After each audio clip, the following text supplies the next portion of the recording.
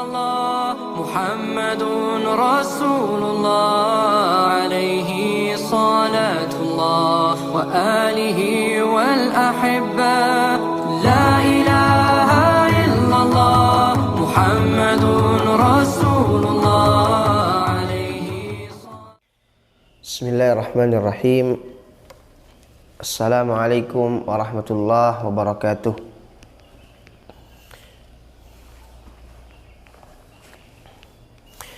Alhamdulillahi rabbil alamin. Allahumma salli wa sallim ala nabiyyina Muhammad wa ala alihi wa ashabihi wa man tabi'ahum bi ihsanin ila yaumiddin. Allahumma ya hayyu ya qayyum ya dzal jalali wal ikram, birahmatika nastaghith, aslih lana sya'nana kullah wa la takilna ila anfusina tarfata 'ain. Allahumma la sahla illa ma ja'altahu sahla wa anta taj'alul hazna idza syi'ta sahla. Alhamdulillah, para pemirsa jamaah majlis online rahimani wa rahimakumullah. Alhamdulillah,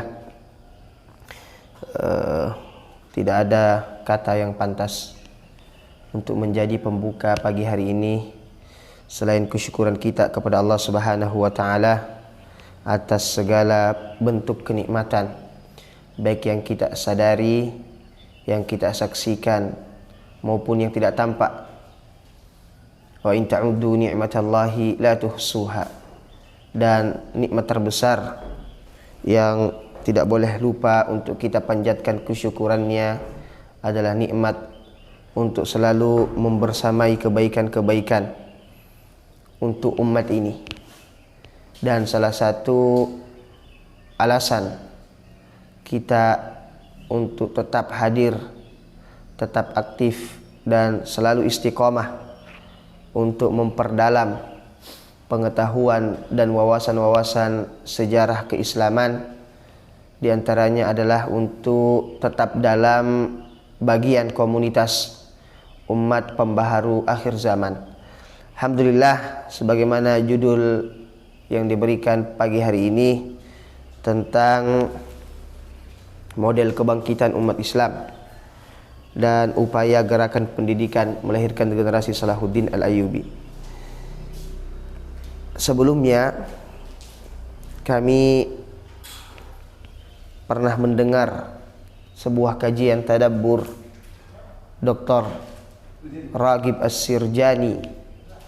Dr. Raghib As-Sirjani ketika beliau mentadabburi firman Allah Subhanahu wa taala, qad khalat min qablikum sunanun fasiru fil ardi fanzuru kaifa kana akibatul mukadzibin. Hadza bayanun lin-nasi wa hudaw wa mau'izatun lil muttaqin. Wa la tahinu wa la tahzanu wa antumul a'launa in kuntum mu'minin. Iyamsaskum qarhun faqad massal qauma qarhum mithluh wa tilkal ayyamu nudawiluha bainan nas waliya'lamallahu alladhina amanu wa yattakhidha minkum syuhada wallahu la yuhibbul zalimin. Dr. Raghib As-Sirjani ketika mentadabburi firman Allah Subhanahu wa taala dalam surat Ali Imran ayat ke-137 sampai ke-140, beliau memberikan atau beliau menyampaikan tentang asbab-asbab kemenangan dan penyebab-penyebab keruntuhan. Qad khalat min qablikum sunan, telah berlalu sunnah-sunnah, kejadian-kejadian yang dilalui umat-umat sebelum kalian. Fasiru fil ardi fanzuru kaifa kana akibatul mukadzibin. Maka berjalanlah, maka saksikanlah di muka bumi. Kaifa kana akibatul mukadzibin.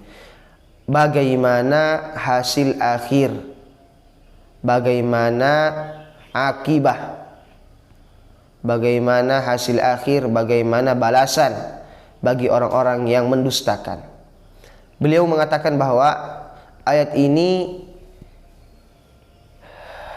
ada kaidah yang coba disampaikan. Beliau mengatakan apa?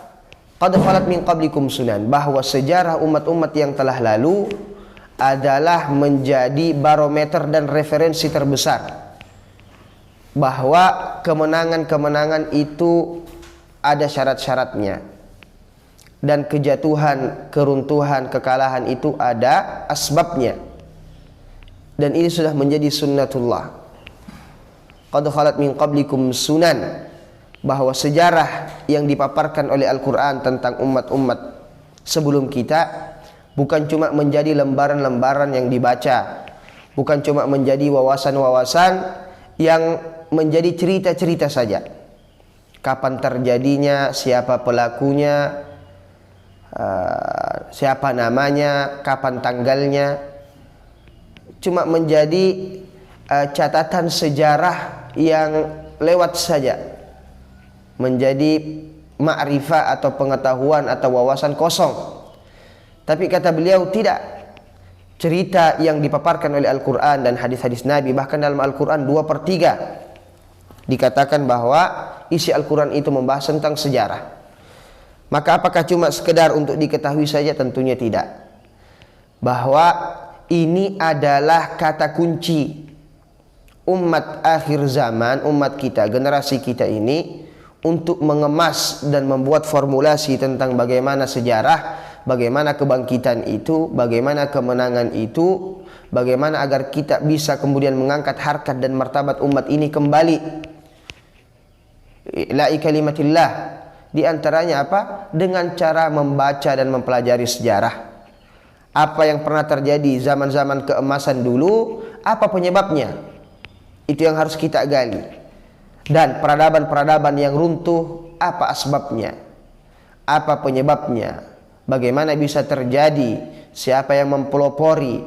Bagaimana awalnya? Itu semua adalah runutan, silsilah, sanad sejarah yang terus berlangsung sampai di zaman kita. Makanya ayat setelahnya mengatakan hadza bayanul linnas. Ini Al-Qur'an.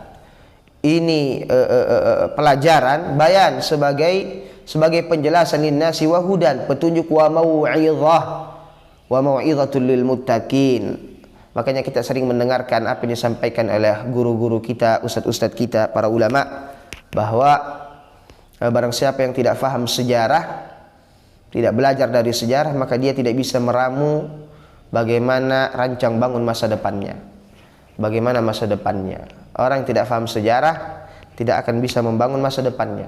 Hadza bayanul linnasi wa hudan wa mau'idhatul lil muttaqin. Wala tahinu wala tahzanu. Luar biasa. Setelah ayat yang berbicara tentang sejarah, ayat berbicara tentang bagaimana menggali, mempelajari, mentadaburi, mentelaah, Allah kemudian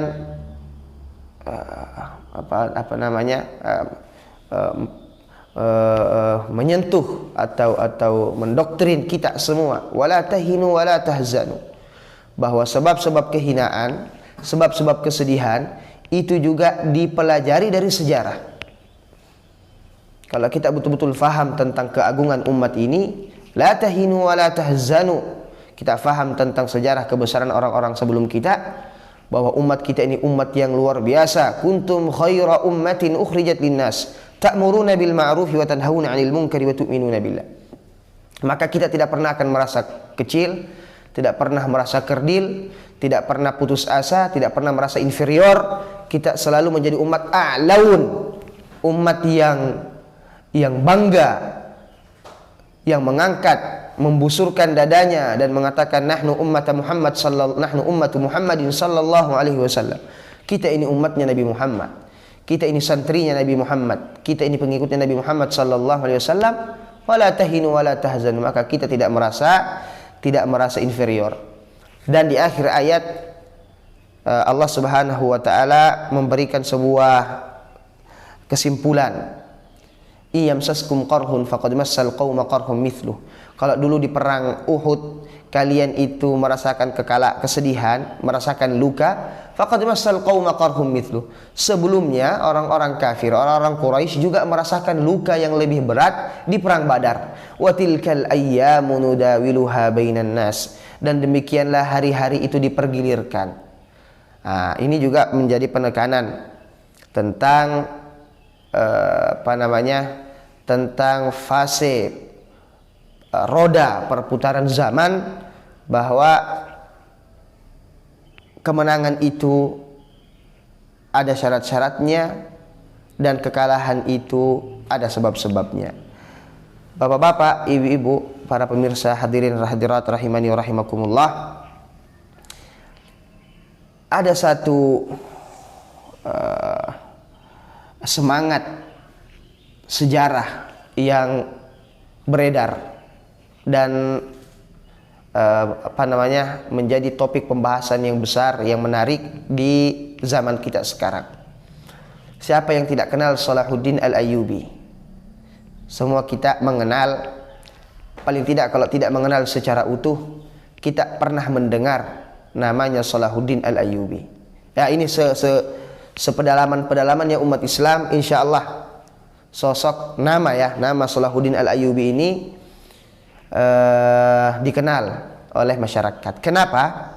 Karena memang jasa beliau, prestasi beliau, prestasi yang menjadi buah pikiran umat sekarang ini, yang alhamdulillah atas izin Allah Subhanahu wa taala secara garis besar umat Islam di zaman kita sekarang ini hampir sepakat bahwa qadiyah terbesar umat Islam ini adalah bagaimana membebaskan Palestina daripada penjajahan Zionis Israel.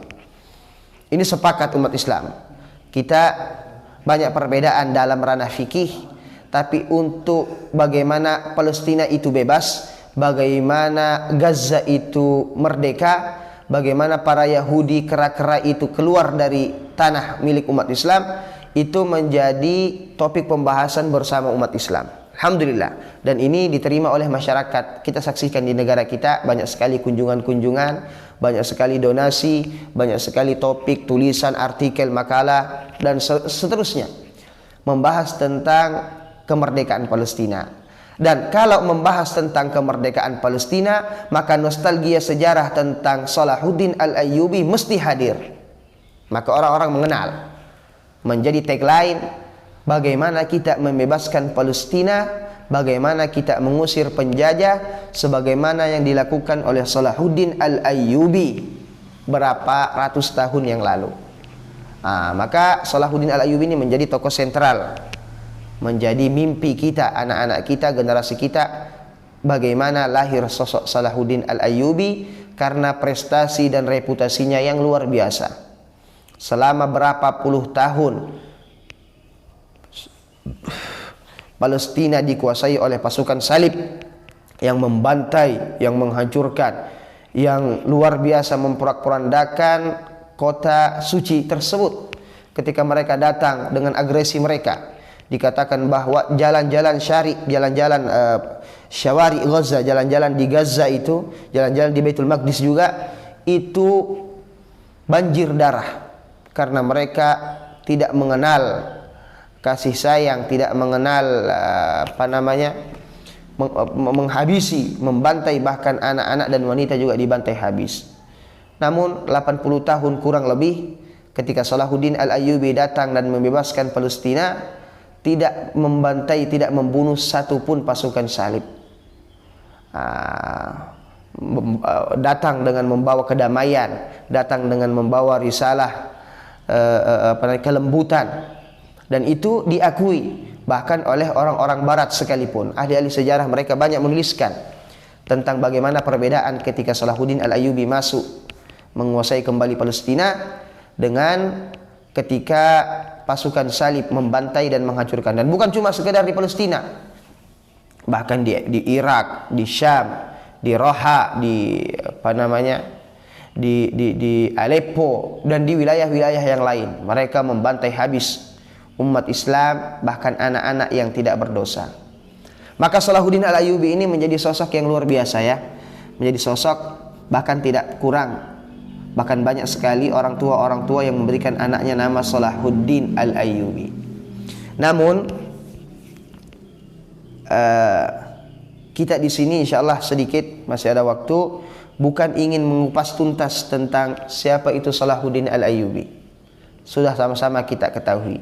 Namun ada sebuah kitab yang bestseller. Kitab ini bernama asli judulnya adalah Hakadha Zahara Jil Salahuddin wa Hakadha Adatil Quds. Hakadha Zahara Jil Salahuddin Al-Ayyubi. Beginilah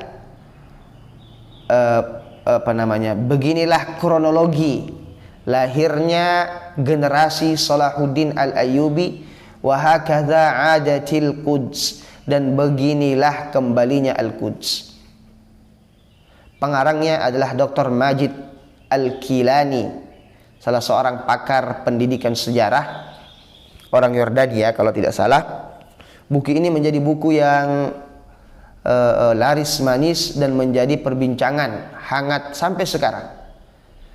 Di buku ini beliau membahas tentang bagaimana model kebangkitannya dan bagaimana upaya 50 tahun gerakan pendidikan melahirkan generasi Salahuddin dan merebut Palestina. Beliau berbicara panjang lebar tentang bagaimana munculnya generasi ini, bahwa Salahuddin Al-Ayyubi, kata beliau, yang dikenal oleh masyarakat dan kita semua sebagai tokoh yang brilian, sebagai orang yang menjadi mukjizat ketika itu, ketika umat Islam sedang dalam keadaan lemah-lemahnya, muncul dia sebagai sosok pahlawan. Dengan kehebatannya, dengan keikhlasannya, dengan ibadahnya, spiritualnya, ini yang kita kenal. Tapi jarang dibahas dan tidak diketahui bagaimana kondisi masyarakat, bagaimana kondisi umat ketika itu, kok bisa lahir sosok Salahuddin Al-Ayyubi. Ini yang coba-coba sama-sama kita pahami, bahwa generasi kebangkitan Salahuddin Al-Ayyubi itu bukan faktor individual beliau semata sebagaimana yang kita pahami, tapi lebih kepada gerakan islah, gerakan pembaharuan yang bersifat jama'i, yang bersifat gotong royong dari masyarakat dalam membenahi beberapa sisi-sisi yang selama ini menjadi sebab-sebab kemunduran Islam. Jadi luar biasa, dan sesuai dengan fakta sejarah bahwa lahirnya atau proses lahirnya Salahuddin Al-Ayyubi ini kurang lebih 50 tahun persiapan. 50 tahun persiapan gerakan pendidikan yang diawali, diprakarsai oleh gerakan pendidikan Imam Abu Hamid Al-Ghazali dan murid-muridnya yang konsisten, yang fokus kepada mainstream gerakan pembaharuan pendidikan dan tarbiyah. Ini yang coba digarisbawahi oleh penulis Dr. Majid Al-Kilani. Maka di awal beliau membahas tentang pola pemikiran masyarakat muslim yang berkembang menjelang serangan kaum salib Eropa. Jadi beliau memulai, jadi Salahuddin Al-Ayyubi ini dimulai dari bagaimana kondisi keruntuhan dulu umat Islam sebelumnya. Umat Islam kan sempat memimpin ketika itu di zaman Daulah Abbasiyah, masih punya kekuatan.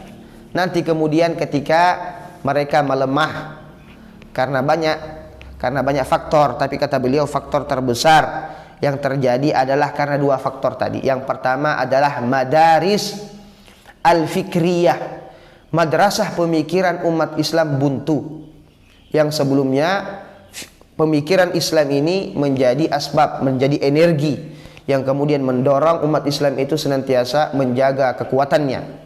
Nah, ketika sebelum pasukan salib ini datang memporak-porandakan umat Islam, madaris fikriyah umat Islam ketika itu betul-betul dalam jurang pertengkaran, dalam jurang perselisihan yang luar biasa carut-marutnya.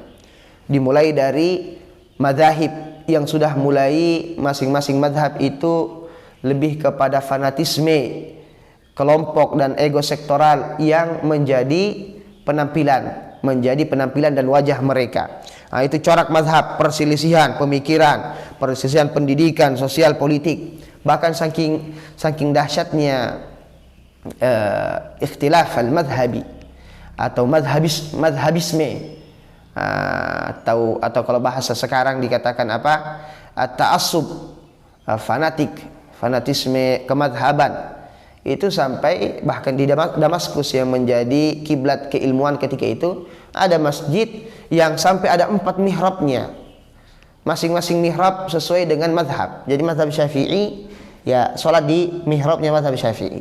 Maka ketika ada orang masih berhalaqah, masih membahas keilmuan, waktu azan sholat disuruh sholat, enggak, saya menunggu mihrab yang sebelah sana sholat, baru saya ikut karena madhab saya Syafi'i. Ada madhab Hambali. Nah, ini betul-betul memberikan dampak perselisihan antar madhab tadi ini, memberikan dampak yang luar biasa kepada saf umat Islam ketika itu. Dan yang kedua tentunya adalah dampak pemikiran, karena sebenarnya pemikiran ini yang melatar belakangi lahirnya madhab-madhab dalam Islam. Madhab-madhab sejatinya adalah wasilah, adalah wasilah, anak tangga seseorang itu memahami konstruktur fikih secara utuh. Itu fungsi daripada madhab. Kita diberikan kemudahan dalam pendekatan pemahaman madhab fikih secara utuh. Namanya dari sulam fikih, dari dasar kita diantar. Jadi orang yang belajar fikih madhab itu punya apa namanya ya? Punya bangunan, punya haikal fikih yang memadai sehingga dia punya kekuatan.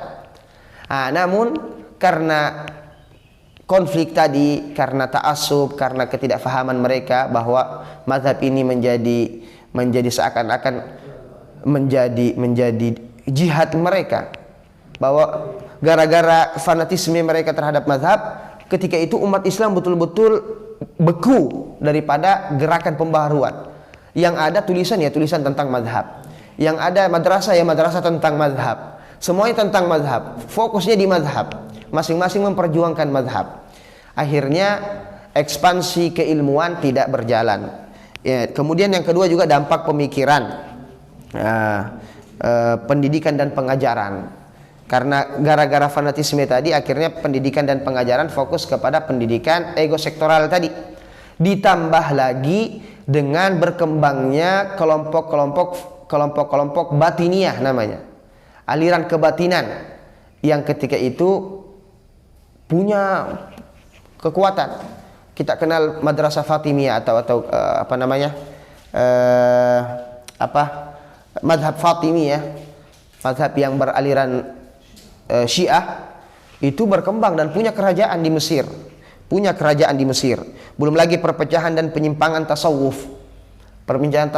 Tasawuf atau sufi yang kita kenal, sebelumnya sufi yang fokus kepada bagaimana konsep pensucian jiwa, menarik, bagus, dan menjadi solusi ketika itu. Namun karena tasawuf kemudian dimasuki juga dengan aliran-aliran yang batin tadi, belum lagi kemudian dipengaruhi dengan ilmu falsafah, ilmu kalam yang tidak sesuai dengan landasan syariah, maka semakin parahlah dan menjadi ancaman terbesar ketika itu. Itu realita zaman sebelum Salahuddin Al-Ayyubi hadir. Demikian juga dengan pengaruh kerancuan pemikiran terhadap kehidupan.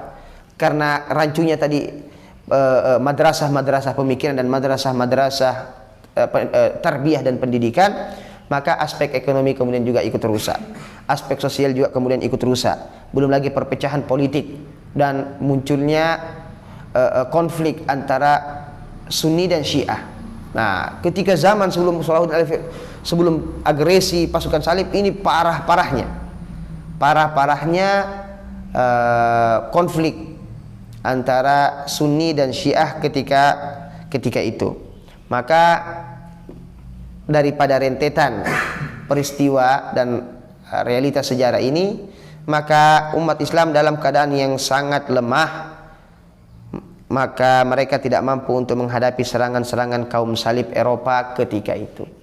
Jadi kesimpulannya, patut untuk kita akui bahwa awal mula lemahnya umat Islam sebelum serangan pasukan salib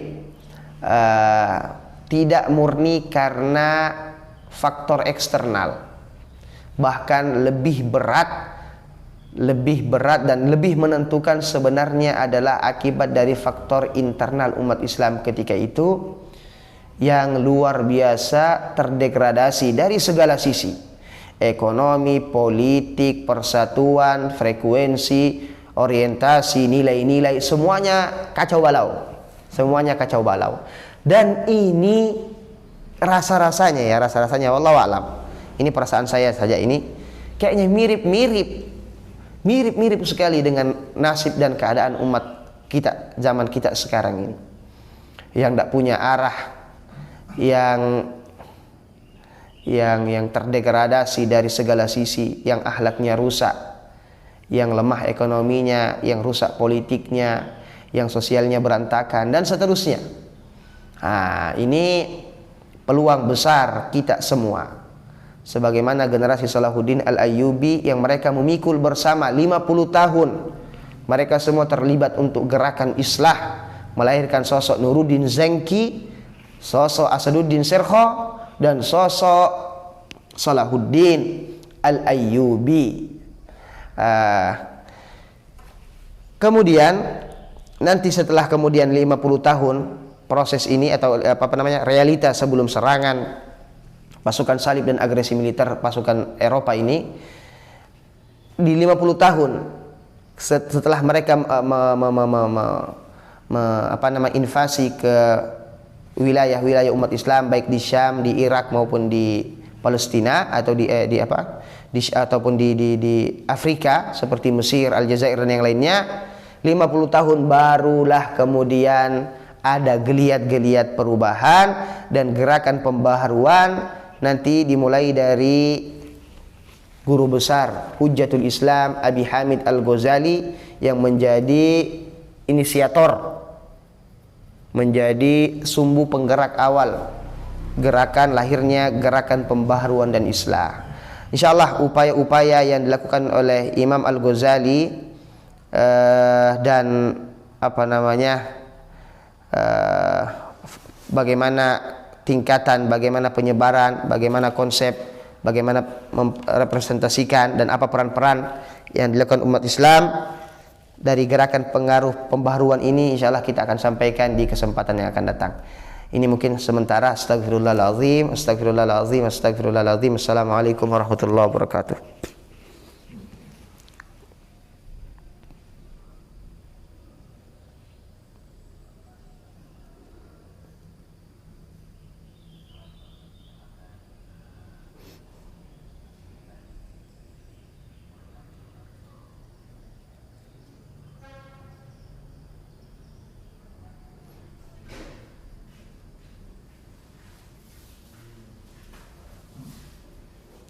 Iya.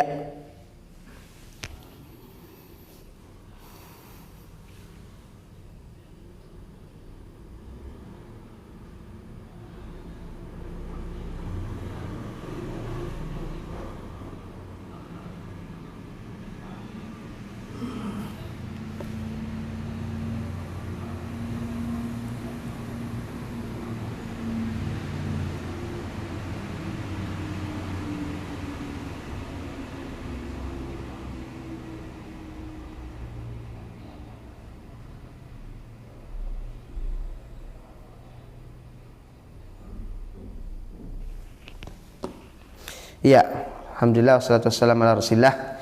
Terima kasih kepada Bapak penanya. Barakallahu fikum. Betul sekali ya, itu realita yang terjadi bahwa terjadinya perpecahan yang masif di tubuh umat Islam, bahkan lebih khusus lagi di negara kita Indonesia ini luar biasa. Bahkan dalam bukan cuma perbedaan prinsip ya, perbedaan yang bersifat idealisme, bahkan perbedaan yang bersifat furu'iyat sudah masuk, bahkan bukan cuma di dalam madhab ya, bahkan ormas, bahkan komunitas, bahkan kajian-kajian. Nah, ini kajian ini membahas menyerang kajian ini menyerang kajian ini, bahkan juga sampai kepada perbedaan yang bersifat individu. Nah, ini semua sebenarnya banyak faktor, dan di antara faktor sebagaimana dikatakan tadi bahwa dunia kita sekarang ini semua orang bisa menjadi ulama dari cuma 2 jarinya. Nah, jadi punya HP, handphone, ada kabar, ada bacaan, ada berita, ada tulisan, langsung dia sebar, langsung dia post, langsung dia jadikan status. Menjadi ulama dengan 2 jari, ya, mudah sekali. Masya Allah.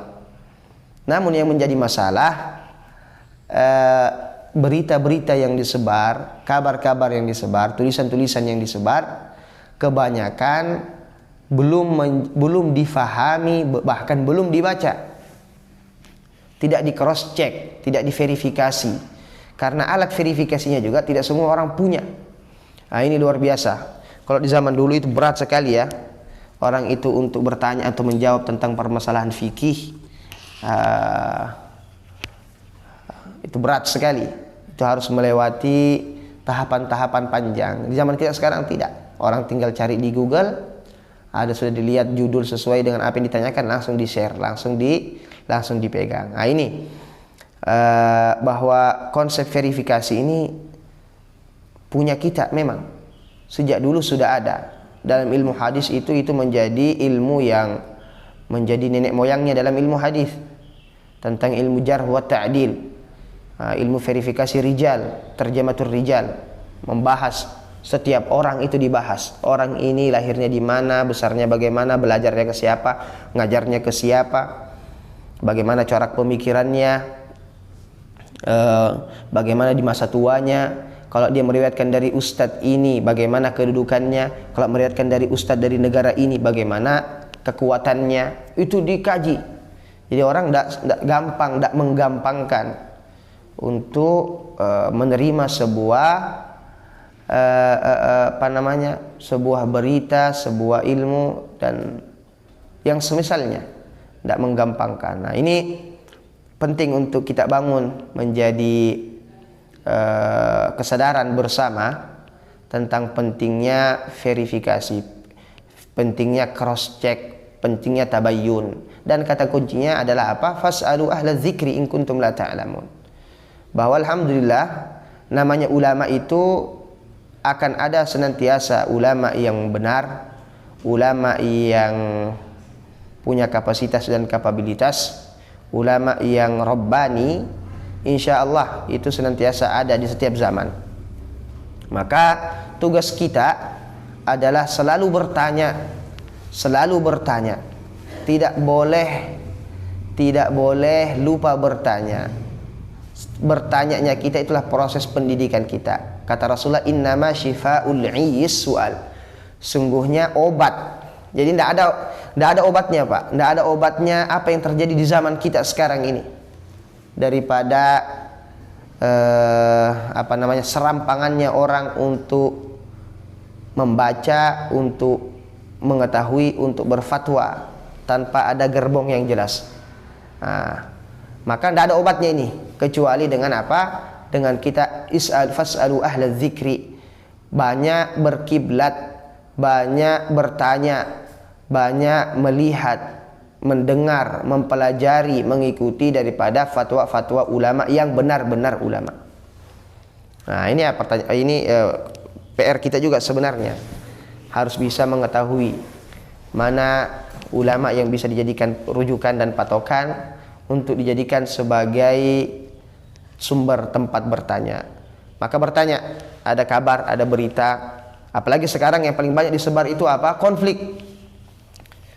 Kalau kita lihat acara di televisi, lihat tulisan-tulisan yang banyak sekarang di-share oleh orang-orang, apa?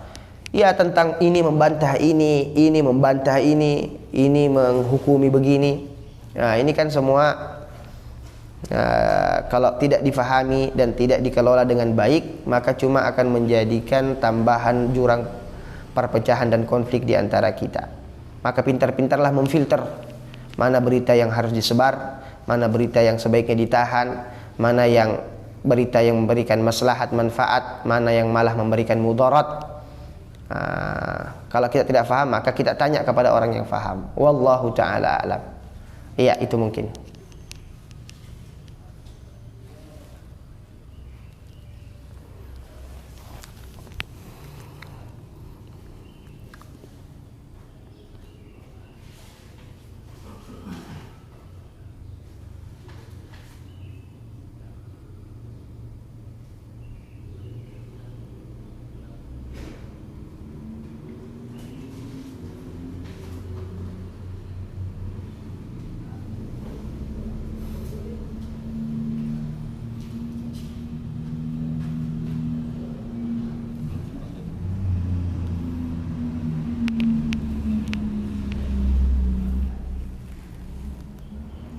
Iya, ulama yang seperti apa yang harus kita ikuti? Ulama yang alim bi ilmihi, yang alim bi dinihi, amil bi ilmihi, mujtahidun fi takhassusihi, al-wara' at-taqi. Ini secara simpel saja. Ulama yang kita ikuti ulama yang pemahamannya tentang agama mendalam, faqih, yang betul-betul faham tentang agama, kemudian amil bi ilmihi. Nah, ini yang menjadi syarat yang sebenarnya kita bisa lihat dan saksikan, bahwa ulama itu selain dia faham, dia punya retorika yang bagus tentang agama, yang faham agama, dia juga adalah orang yang terdepan dalam mengamalkan keilmuannya. Dari poin ini saja kita sudah bisa menyaring. Kita bisa menyaring. Kalau dulu orang-orang salaf dulu, mereka itu memilih guru, mereka melihat dulu bagaimana aplikasi keseharian ibadah mereka dalam keseharian mereka. Mereka melihat bagaimana ibadahnya, bagaimana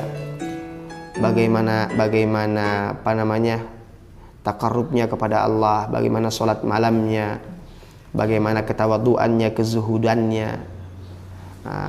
Itu yang menjadi tolak ukur yang terbesar. Kalau ulama, jadi kita ya pakai konsep stafti qalbak, tanya hatimu yang terdalam, yang jujur. Ketika ada orang ulama tapi kemudian perilakunya tidak memberikan gambaran, tidak sesuai dengan lisannya, maka ini tidak boleh diikuti. Al-mujtahid fi takhassusi, dan orang yang memang berkompeten di bidangnya. Karena jurusan dalam agama ini banyak. Ada bidang fikih, ada bidang hadis, ada akidah dan seterusnya. Dan sosok ulama yang kita cari sesuai dengan apa yang kita inginkan, maka harus bertanya kepada yang berkompeten. Tidak semua ulama bahkan jarang, bahkan mungkin tidak ada sama sekali di zaman kita ini ulama yang menguasai semua bidang. Tidak. Ya, yang ada sekarang yang ulama-ulama yang mutakhassis, spesialis di bidang ini, di bidang ini. Kalau kita punya pertanyaan tentang fikih, maka bertanyalah kepada ahli fikih. Kita punya pertanyaan tentang politik, maka jangan bertanya kepada kecuali kepada ahli politik syari'iyah, politik Islam misalnya, dan seterusnya. Kemudian al-wara' at-taqi, orang yang wara', orang yang bertakwa, orang yang takut kepada Allah Subhanahu wa taala, orang yang lebih banyak tindakannya daripada orasinya, orang yang kelihatan dari ibadahnya kepada Allah Subhanahu wa taala. Ya, itu. Wallahu a'lam.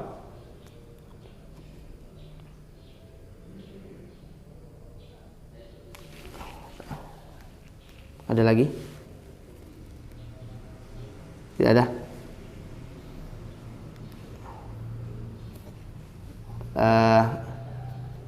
Iya. Iya, alhamdulillah. Kita akhiri insyaallah dengan berdoa kepada Allah Subhanahu wa taala, semoga Allah memberikan kepada kita fahmun tsaqib, memberikan kepada kita rezeki, ilmu dan amal insyaallah taala, dan memberikan kepada kita keberkahan hadir di majlis pagi hari ini. A'udzubillahi minasyaitonirrajim. Bismillahirrahmanirrahim. Alhamdulillahirabbil alamin. Allahumma shalli ala nabiyyina Muhammad wa ala alihi wa sahbihi ajma'in. Allahumma ighfir lana wa li abaina wa ummahatina. Allahumma ighfir lana warhamna wa'afina wa'fu 'anna. Allahumma ighfir lana wa li ikhwanina alladhina sabaquna bil iman wa la taj'al fi qulubina ghillan lil ladzina amanu rabbana innaka ra'ufur rahim. Allahumma ya hayyu ya qayyum ya dzal jalali wal ikram aslih lana sya'nana kullah waruddana ila dinika raddan jamilan kay nastahiqqan nasr ya qawiyyu ya matin. Allahumma a'izzal islam wal muslimin wa adhil syirka wal musyrikin wa dammir a'da'aka a'da'ad din. Allahumma wa abrim li hadhihi al ummati amra rushd yu'azzu fihi ahlu ta'atik wa yudhallu fihi ahlu ma'siyatik wa yu'maru fihi bil ma'ruf wa yunha fihi 'anil munkar. Allahumma izzal islam wansuril muslimin. Allahumma izzal islam wansuril muslimin. Man aradana aw arada biladana Indonesia aw arada dinal islam bisu'in fashghilhu fi nafsi waj'al kaidahu fi nahri. Rabbana zalamna anfusana wa illam taghfir lana wa tarhamna lanakunanna minal khasirin. Rabbana atina fid dunya hasanah wa fil akhirati hasanah wa qina adzaban nar. Wassallallahu ala nabiyyina Muhammad wa akhiru da'wana alhamdulillahi rabbil alamin. Assalamualaikum warahmatullahi wabarakatuh. Muhammadun Rasulullah.